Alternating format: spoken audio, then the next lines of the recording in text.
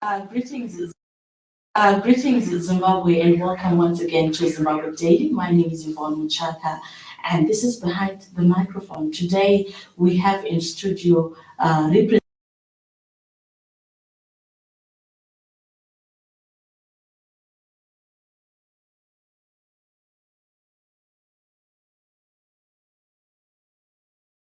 Greetings, Zimbabwe, and welcome once again to Zimbabwe Daily. My name is Yvonne Muchaka, and this is Behind the Microphone. Today, we have in studio representatives of the informal sector, and we are talking elections. Why is it important for people within this sector to participate in these elections? What are their expectations?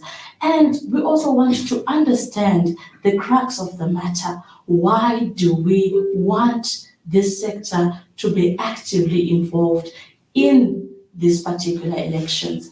Join us after this short break as I introduce to you our guests.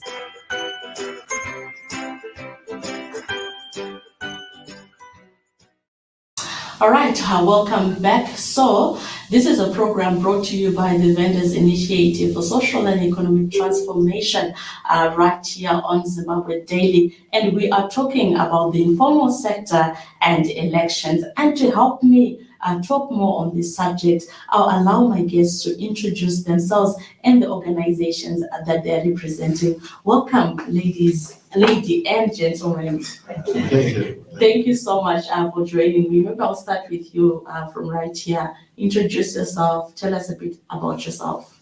Okay, that's right. My name is Shani Skwenda from VSET, Vendors Initiative for Social and Economic Transformation, and I'm a graduate vendor. What does that mean? Graduate vendor? To say I'm a graduate vendor, well, it simply means that I am someone who completed tertiary education, and I find it very difficult to find a job in the formal sector. Okay. I ended up joining up the informal sector as the graduate vendor, and we are many. Okay, welcome. And madam. Thank you very much for having us. My name is Margaret Mutsambi. I'm coming from Economic Justice for Women Project. It's a young women-focused organization working with young women trying to establish themselves in a difficult economy. So our work is primarily to empower them, activate their agency so that they can, let's just say, yield more from their economic activities. Excellent. And Seth. Thank you very much. Greetings, everyone. My name is Wisborn Malaya.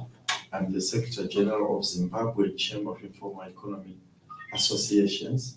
This is a membership-based organization of workers and traders in the informal economy who do different types of work to earn a living in Zimbabwe. Mm-hmm. And within the organization, we also have young people whom we call the youth, as well as persons with disabilities. Okay. Obviously, women are the majority in the organization. Lastly, I would like to let you know we operate under a vision which is called Decent Standards of Living for all Zimbabweans in a stable economy, and a mission of alleviating poverty through transforming informal economy activities into mainstream activities. Excellent. Thank you so much for that elaborate introduction. Now, I'll still come back to you because I love how you are doing it in your organization. Like, why is it important for the informal sector to participate in elections? Like, does it really make any difference at all? That's a very good question. Does it really make a difference at all? Mm-hmm. I think given the format of our elections, if we track down from 1980, since we attained independence to this day, Mm-hmm. In the people, the work of the formal work has continued to go down, Mm-hmm. and informal work has continued to increase. And as a result, the same people who are supposed to be at the formal workplaces are the citizens of Zimbabwe. Right. And they're the same people who are now in the informal economy or doing informal work, and that does not take away their citizenship as Zimbabweans. So automatically that means it's important for them to make sure whenever there are elections, they participate meaningfully, so that their issues are also addressed by the people who come into these political spaces. All right. Margaret, the same question. Does the participation of the informal sector, the women that you're representing, make any difference? Thank you very much. That's a good question. When you asked it to him, I said that's a good question. Okay. It is still good, even when it comes to me. So the informal sector has become the hope of many Zimbabweans, and it's a desperate hope. Why do I say that? For us that focus on women, particularly the young women, it's a hand-to-mouth kind of hope, where you are really trying to make ends meet, but you're struggling, the responsibilities are many, the income is little, and generally the operational conditions are not supportive enough. Mhm. So I will now then come to elections. Elections for us is a democratic process. It's our opportunity to make perhaps better choices that can give us maybe the things that we want. Enabling environment is at work, maybe we want water and sanitation, or an enabling economy. Right. So from that standpoint, just like any other citizen, it is important for women, for the informal sector players to take active part in elections. And then I always come back to the basic one to say, voting is a right of every citizen, Right. whether they are in the informal sector or in the informal sector. So it doesn't leave out the informal sector really. They have to take part because it is their right, but not necessarily just as the electorate, but also perhaps as potential candidates. Right. Yeah, because I think the informal sector is now huge. It's one of the biggest demographic group that if they really want to leverage on the opportunity of elections, they can really change. They can actually bring up their own candidate, push that candidate that they know will address their issues. So I'll just say from the point of view that they take part as either potential leaders or as the electorate, it is critical for them to be actively engaged. Great. And I want to ask you this question because you talked about the informal sector even seconding people who will represent their interests. What are those interests? The interest of, especially I will talk about the graduate vendors. Mhm. Our interest is follows. We want jobs. So Right. it is very, very important for us. Remember, it's not like we made the choice voluntarily, but we forced by the circumstances after graduating, Mhm. after spending 3-4 years studying at the university, and I found it very difficult to find a job. Right. Then we ended up in the informal sector as we are carrying the titles of graduate vendors. Just a fancy way of saying someone who has graduated, but Right. not You have yet. the qualifications, Yes. but not the recognition that comes with it. Yeah, exactly. So remember, we're not like on scholarships. We're using our own money to go to school. Right. So we actually want leaders or the politicians who are running for offices who can address our issues, jobs. If they fail to address that problem of unemployment, it means that those are not good candidates for us as graduate vendors. Okay. We are focusing on those. We are looking at those who can, who understand our problems, the situation we are in. We cannot afford, we cannot even predict when we are going to have our next emails as graduate vendors. Right. It's very tough there in the street. Mm. So if we find a politician, member of parliament, or a councillor who is keen to address, even a president, of course, there is the office, who is interested in addressing those issues, that person will vote for. Those are the issues that we want to be addressed as graduate vendors, because we want to be associated with the prestige that is associated with going to the university. So some of the graduate vendors went to Toby University, the University of Zimbabwe, NAST, but they are not even employed. Right. They're just going up and down the streets. They are on the street. They are in Bali. They're actually competing with For space. Yes. It's Okay. very difficult. Also, the issue of space is also a political issue, because I want a decent place to operate from. And it is very difficult to access or to own one, because there are political contestations. Yeah. So if you are not aligned to a particular political party, it will be very, very difficult for you as a graduate. You don't even understand the shame associated with vending on the street. Yeah, When I'm you are graduation when gown. you are graduating, I know you see they were studying. Saka twendele kuchikoro. So Yeah. if the politicians are not understanding that, I doubt we can vote for them.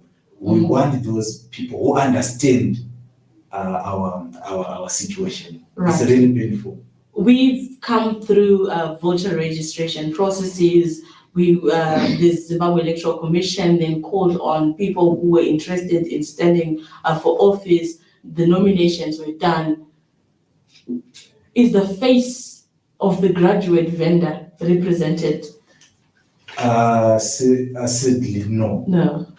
That's very, very unfortunate. Why? Because there are a lot of barriers associated. Just think of the nomination fee. Right. It was, I think, quite 1,000. exorbitant. Right. For someone who is struggling to make ends meet, it doesn't make any sense. Just think even the age limit.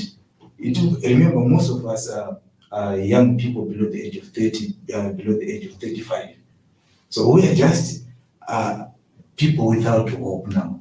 Okay.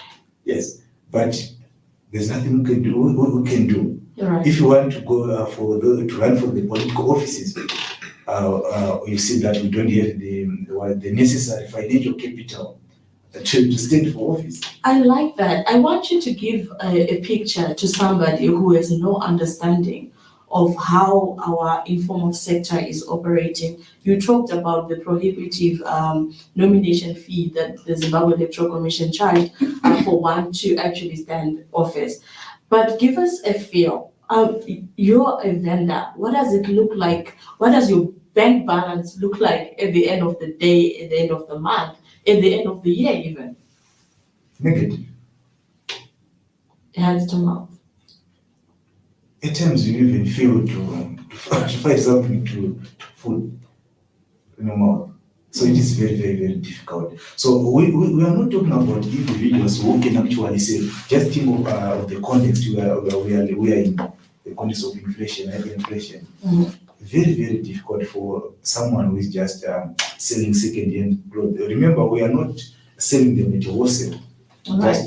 Just go to buy and pick about maybe 10 or 30 pieces at $3 and they sell them maybe at $5. So to see ourselves as individuals who are maybe we're just making ends meet, we trying, but without the margin. Right. It's very, very painful.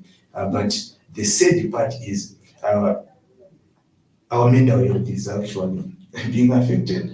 Just think of the shame. Just think of it's like you cannot even have dignity if you don't own a piece of property at this age. Right. Yeah. Remind you of the whole day to get 25, Yeah, a exactly. better life. Yeah. You see now, And you realize what the bully. you see some of us were now Maybe we about need to move the 25. song to 35 or 45. Right. Really sad. Yeah. So it's very, very difficult to think about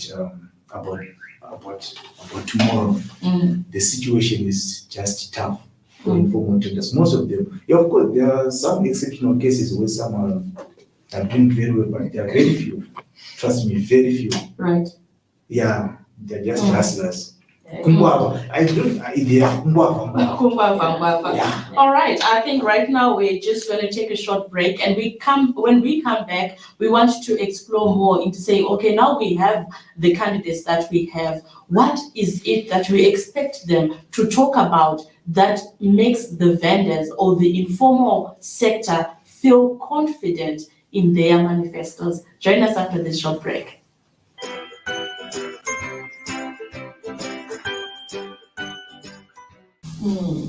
All right, welcome back. This is Zimbabwe Daily, and this program is brought to you by the Vendors Initiative for Social and Economic Transformation. And we're looking at the informal sector and elections. Why is it important for that sector to participate in these elections?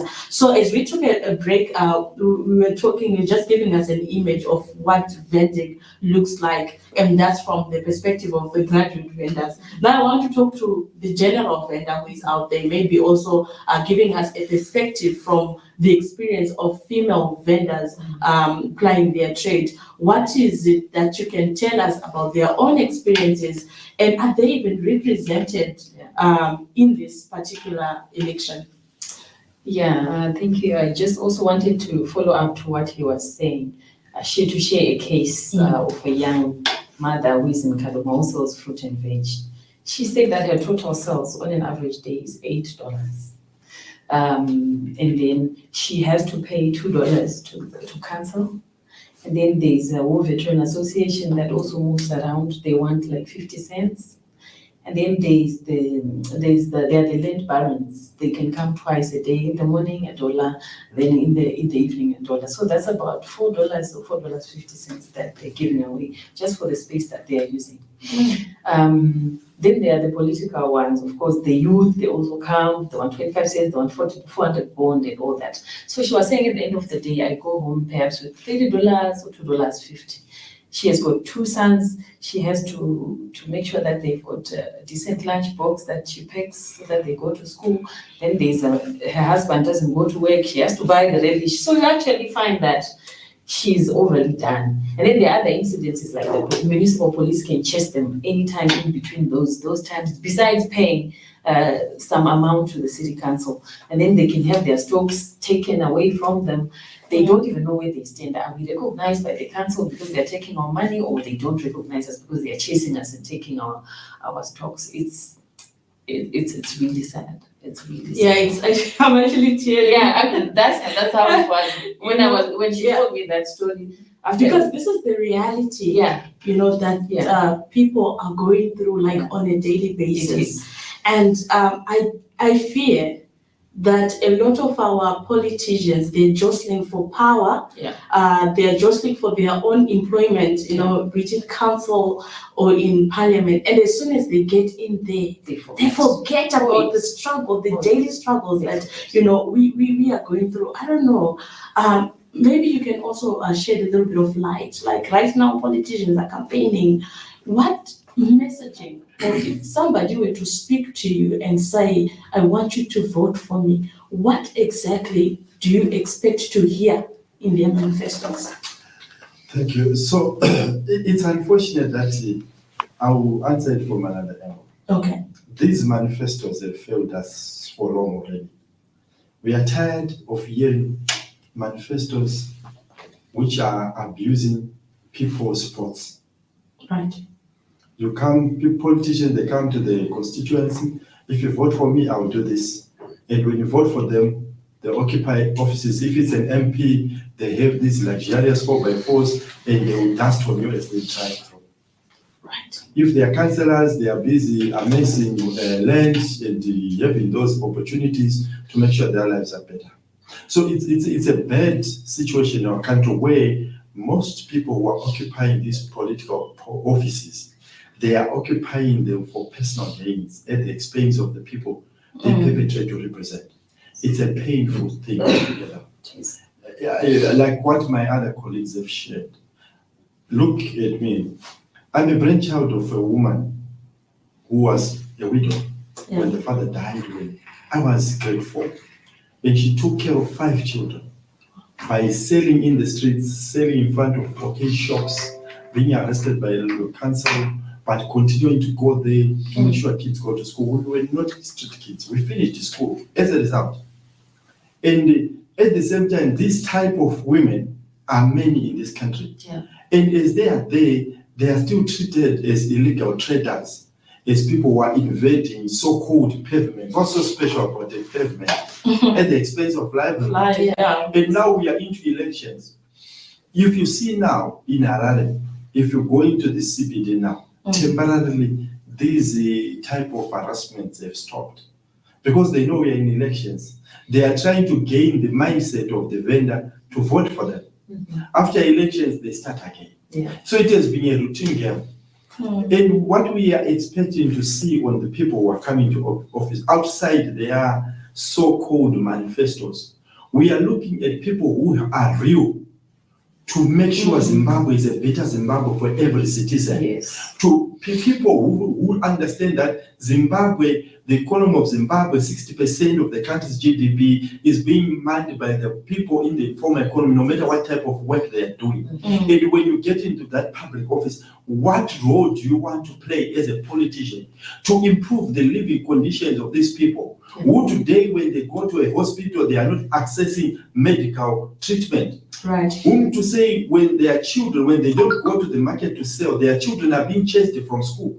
So we need this type of people to occupy these public spaces and make sure they push their agenda to improve the living conditions of the vulnerable majority, hard-working Zimbabwean citizens. Yes. These are the politicians. Even I'll go further to say, even to the high office. I mean, we are looking forward to a better period, whoever becomes the president of Zimbabwe. We have seen from the current president, will not take away, results when they are due. He got into office, and Masungo Road was a death trap for everyone traveler. Right. Now it's a better road. We appreciate. That's good news.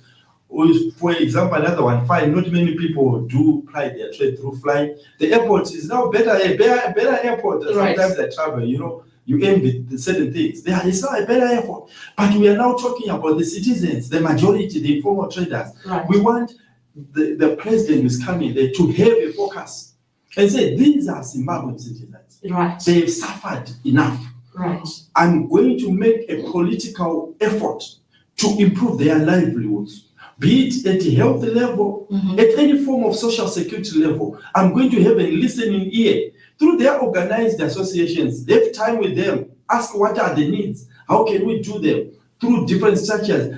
Politically we play. They must make sure they don't continue to take informal workers or traders as criminals of this country. Yeah. They are citizens, rightly supported and protected by the constitution of the country. Right. So we want the leadership which has got a heart to make sure Zimbabwe is a good Zimbabwe for everyone.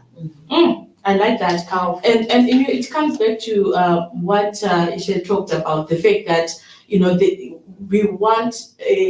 we are not in the street out of electing to be there, but it's the situation that has forced us to say, let's go and begin to sell things. Now, you talked about tired of manifestos because really people can sell you a dummy, Politicians can be very manipulative. They give you an impression that, things are going to be good. And then they get into office and it's back to, like we get back to our lives, after election and we start running again. Do you feel the women's concerns are captured within, the policy formulation, be it at local government, at parliamentary level, at national governance level? Like, do you really feel that women's issues are a priority? If not, why is that so? If yes, how can we improve it? Okay, good question. Again, good questions are difficult to answer. But my feelings really are that sometimes we have very good policies, but some of our policies, they assume that the citizens are a homogeneous group. Okay. Yeah. So you then find that this is where the lobby groups, they come in to say, but there's an oversight there. The persons with disabilities, they will need this and this and this. And then the women will come in there and say, it's not necessarily gender responsive. I think you need to actually look at the women's exception, the challenges that they actually face because of their gender. Or, it doesn't respond to the needs of young women. And that's how I feel for women as well, to say some of the policies, or most of them, are not gender responsive. They assume that we have a homogeneous group of informal traders and of citizens. Recently, we worked on a model gender policy for the informal sector to inform the ongoing processes around, the policies that are coming, small and medium enterprises and other bylaws in different towns. But this was after acknowledging that the policies, they actually, there's an oversight there in an operational space, for instance.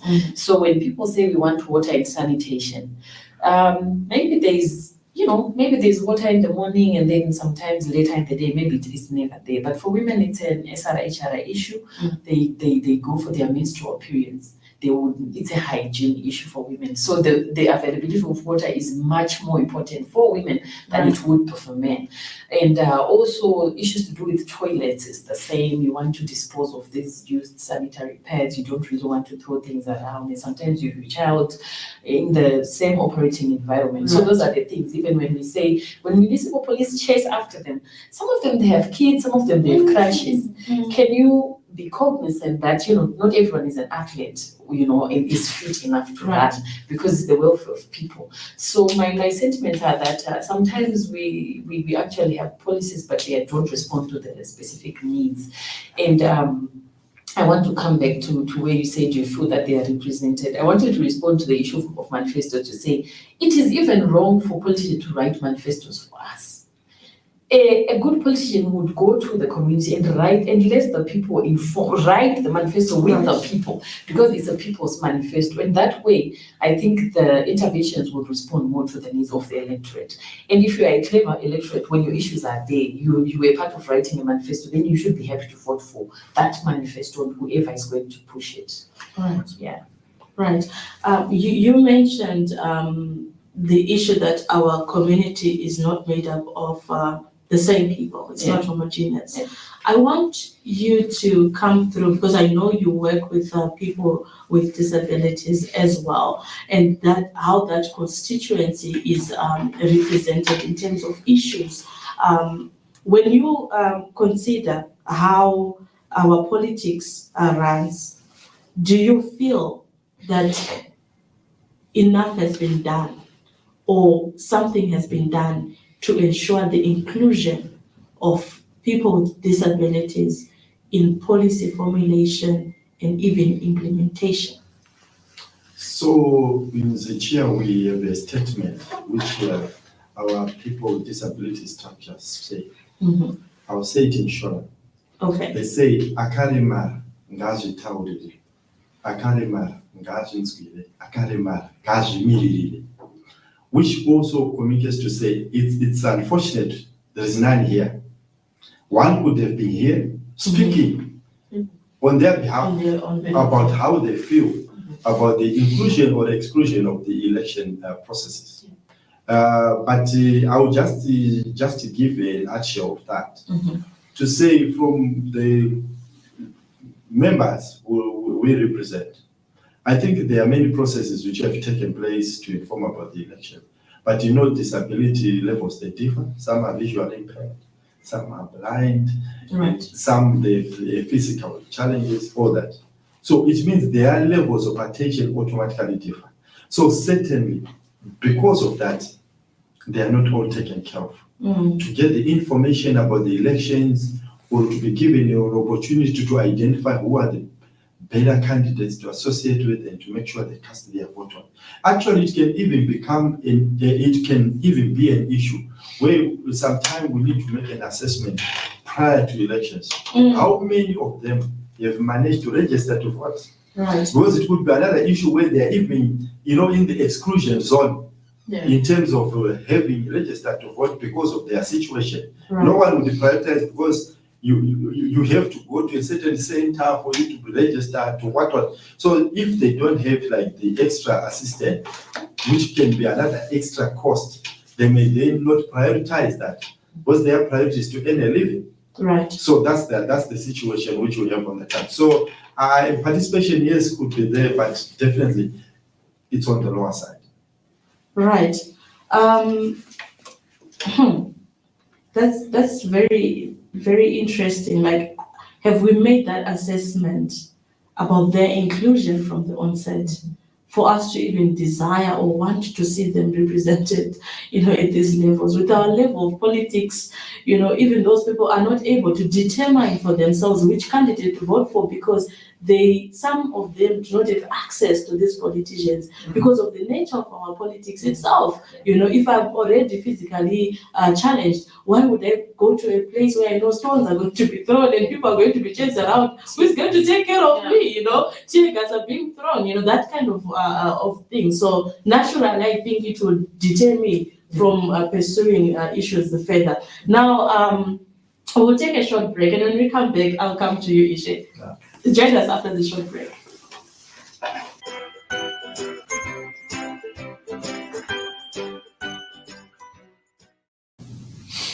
All right, welcome back to Behind the Microphone, a program that is looking at elections and the informal sector. We are talking why participation is important for the informal sector in this particular election.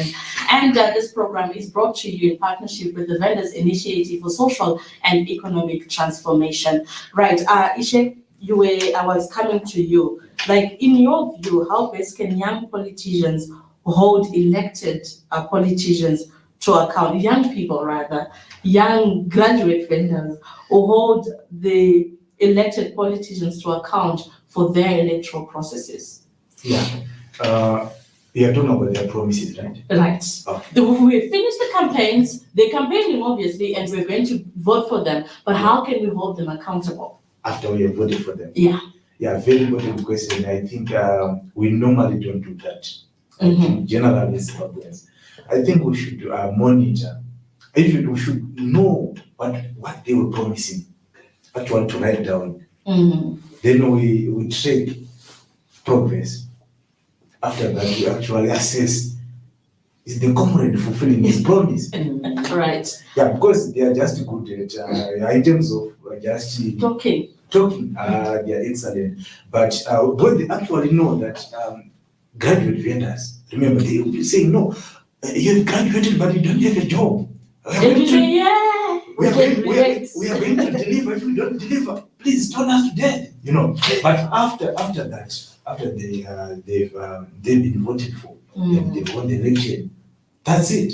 You won't see them. We see them after 5 years. So I think we need that process of knowing what they were promising, assessing if they are actually fulfilling their promises. Right. After that, we know that this comrade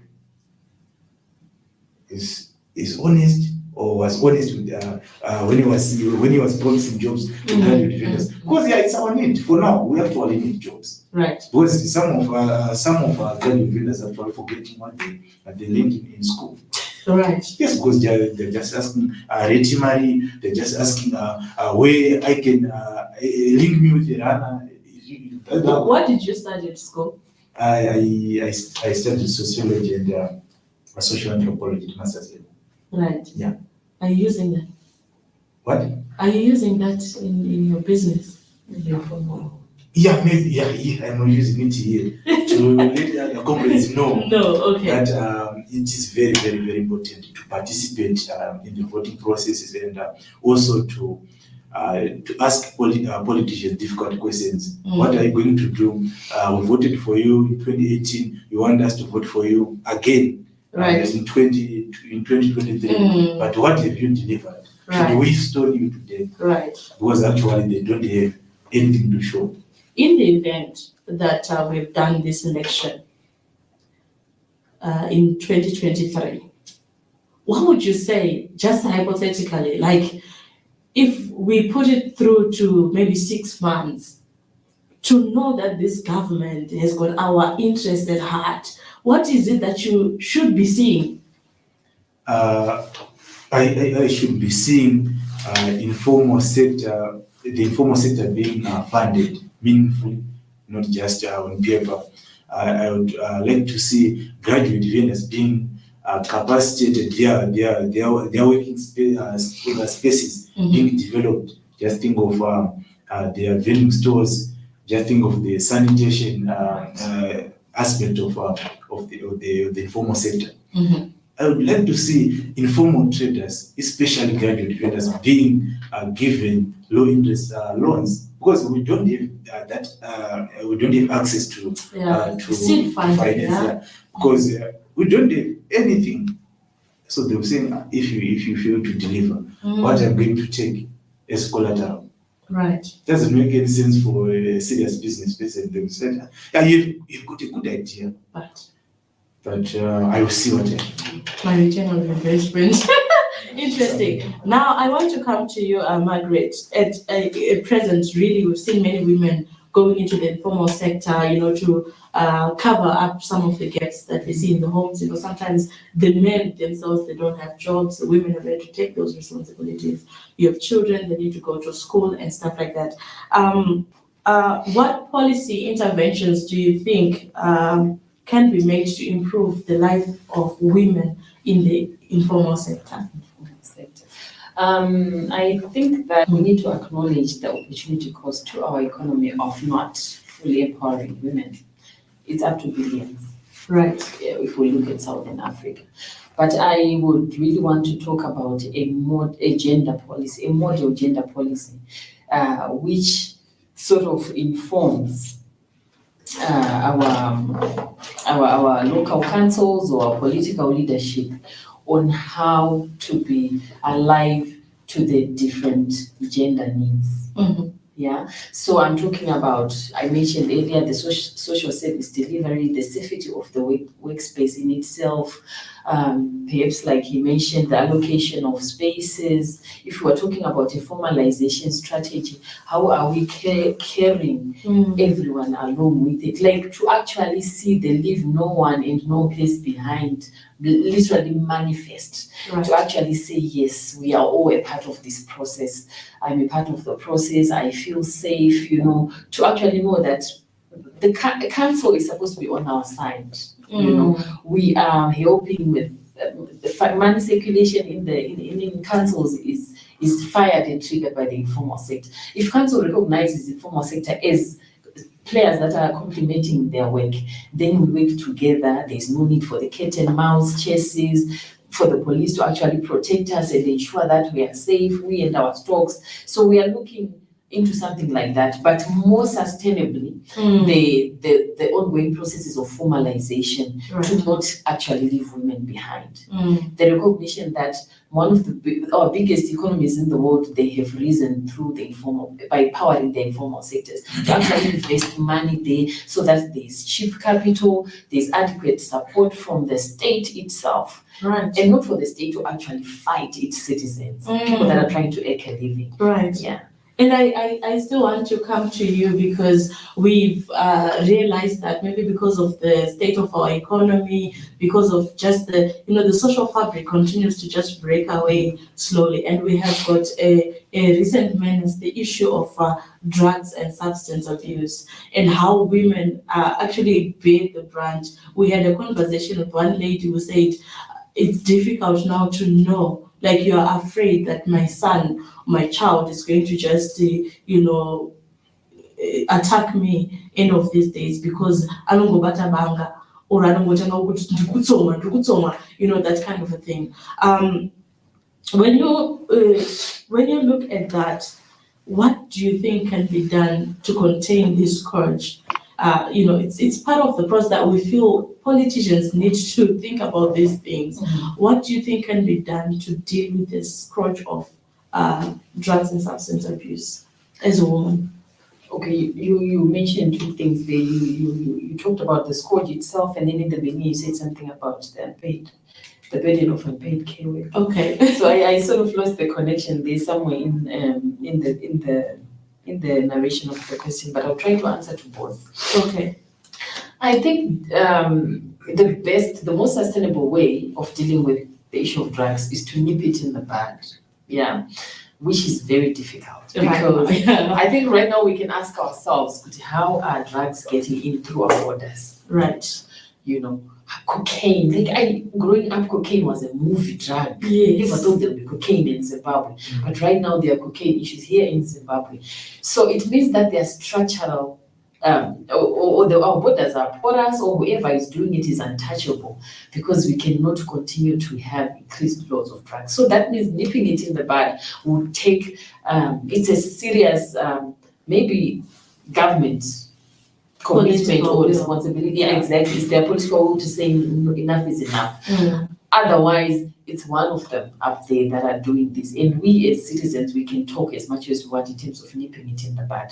Right. Having said that, I think the other issues that we may need to address really are awareness issues. I would have loved to hear from the graduate vendors, because the stress, the anxiety, not having enough, these are things that are pushing young people, although we cannot then justify it. it would be good to increase awareness and consciousness among young people. But then also, if we're a bit behind, then it would be good to have adequate rehabilitation centers, not just adequate, but also affordable and accessible. Yes. So because you realize they are there, some of them are expensive, some of them are not accessible, and so this is Some what of them are just by name. Rehabilitation Yeah. center, but it's it's not the same, Yeah. it's not there. So this is how we have a lot of rehabilitation happening back at home, and the mother is having to take care of the son, and not only the son, hey, The daughter. the daughter as well, Yeah. and the father, and sometimes even the mothers themselves to try and deal with these things just becoming a pandemic, an endemic actually.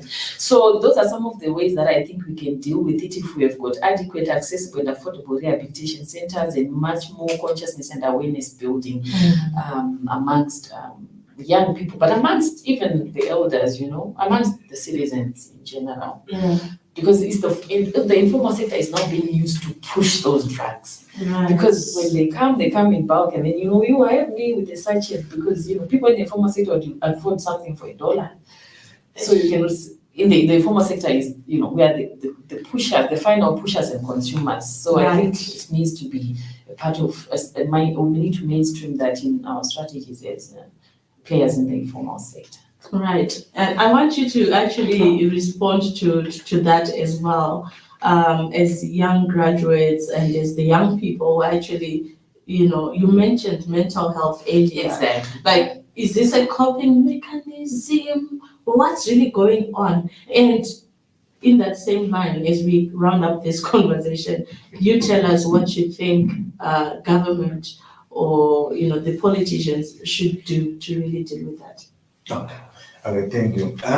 What I think is number one, we have politicians. Yeah, it's not like I'm not a responsible person, but my issue is we have politicians who say young people who have graduated, some have graduated with useless degrees, some are not innovative enough. Right. They are not, just create your employment, your job. You should be able to employ. But those people are employed. Right. You see, They but have a salary. they want us not just salary. Yeah. They are being paid handsome, but they want us young people who do not have any connection, Any experience, any space to be innovative. But they are not even innovative out there. They are not. Right? So young people don't have, especially the graduate vendors, they don't have even the option. Some of them will just say, no, it's better to buy maybe mbanje for just 50 cents. It's affordable for them. Yeah, they just to try to forget their real experience, their lived experiences. You see? So yeah, to a certain extent, it's just a coping mechanism. But the real problem is coming from the comrades out there who are saying, be innovative as young people. The problem with you now, you studied sociology. The problem with you studied political science. The problem with you are not innovative. But we have seen people who have engineering degrees, who have the so-called basic degree. They are also struggling. We are with them in the streets. Right. They are struggling. So we want politicians who are responsible, who will say, no, it is our duty to provide, to create environment. You feel to create the employment, create the environment. Right. We are trying to make ends meet, and they're just chasing the city council, the ZRP, we just catered more. They will be asking you, please give me something. So if you see something being arrested, if you see a vendor being arrested by a ZRP police officer or city council officer, right, you would think that the person might have killed someone. You see, but it's just someone who's trying to make it. Right. So imagine. So it's really a big problem. We need people in leadership who are responsible, who do not blame the victims. Yeah. Because they are corrupt. We all know that they are corrupt. Wow. And they blame the young people. Some of us just come from rural areas and come here just to attend university. And they are saying, no, you are responsible for your suffering because you are not innovative. But some they are they're doing jobs. They are in jobs, sorry, paying jobs using our taxpayers' money. Oh, yes. Right? But you should be responsible. We have Be to be innovative. innovative. But they are not innovative Yeah. up there. Yeah. Right. If they were They innovative cannot enough, get they should financing. just what lift those political offices and then do their innovations Yeah. outside the public Yeah, offices. that's true. Why are they in those political offices and just keep blaming the people who do not have the means? Yeah. So it doesn't make any sense. So they keep blaming the victims, and the victims are now saying, no, it's fine. Surely we are not doing enough as young people. Right. No, you are doing enough, but the under environment. in environment that doesn't appreciate Yeah. the talent of young people. Remember, we're just wasting our life. This is the most productive part of our lives. But the old people in leadership are blaming the young people, say, no, you are not innovative. And Wisdom, it's been a while. It's been a while. Yes, just the same question? Right.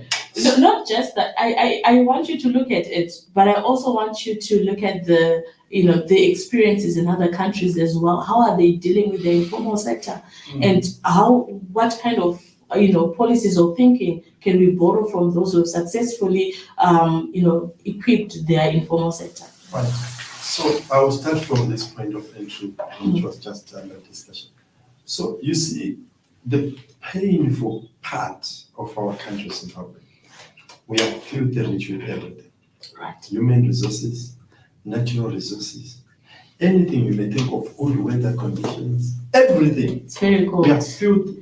So It's it's very cold, but we have quality sun. But Yeah. Where we horticulture can is produce quality Oh, yes. agricultural food, Amen. which tastes nice. Right. For everyone in the world would want to taste this Zimbabwe. Yeah. We are filthy rich with Mhm. everything everyone would want in this world. But the painful part is that wealth is not being utilized to the benefit of every citizen.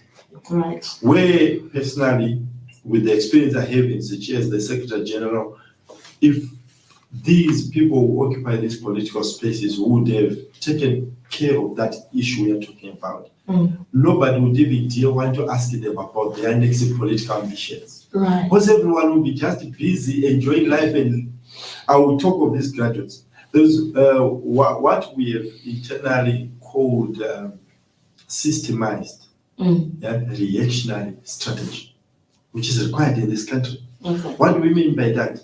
We have a lot of graduates. We have no jobs. I will give one good example of what you're talking about. We have a lot of mines. In the mines, what do we identify? Outside these so-called formal mining setups, we have what they are called artisanal mining setups, who at once upon a time have been called makorokosa. Many things have happened in the bad side about these people. But when they mine the gold or whatever minerals they are mining, they also contribute to the fiscus. Right. Why not take an artisanal miner? We know you now have a general knowledge about mining, Right. but you did not go to school about it. But you have the experience of the practical work. Right. Now we are pinning you to an accountant. We are pinning you to a genealogist. We are pinning you to an administrator. We are formalizing this setup. Right. How many people will you employ in the process? Whatever number of people employed. We have taken care of the graduate. Right. You see, I've just given one good example of the mining field. We can do it across many sectors. That's the systemized reactionary strategy I'm talking about. These are the real things we need to do as a country in order to change our country to be a better country.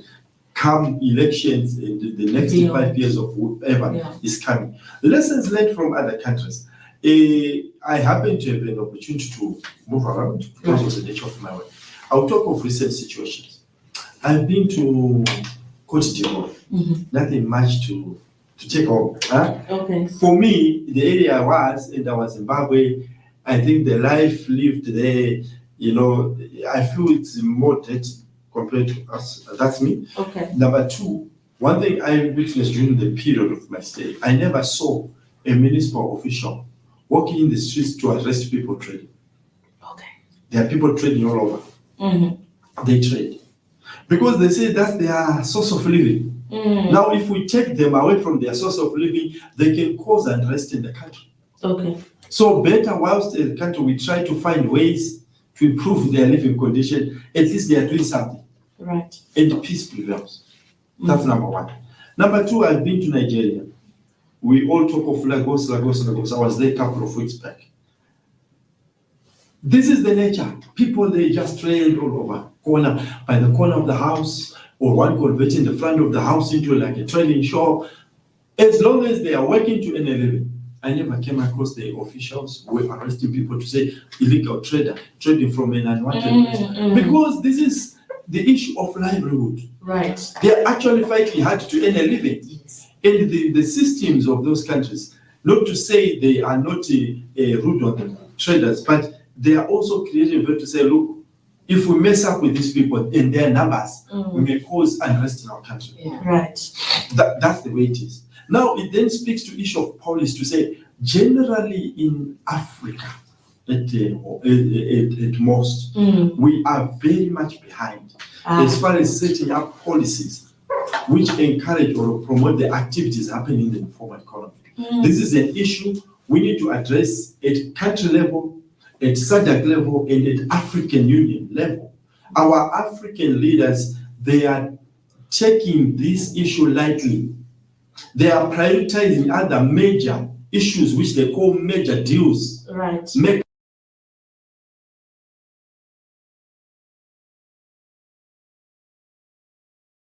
Greetings, Zimbabwe, and welcome once again to Zimbabwe Daily. My name is Yvonne Muchaka, and this is Behind the Microphone. Today,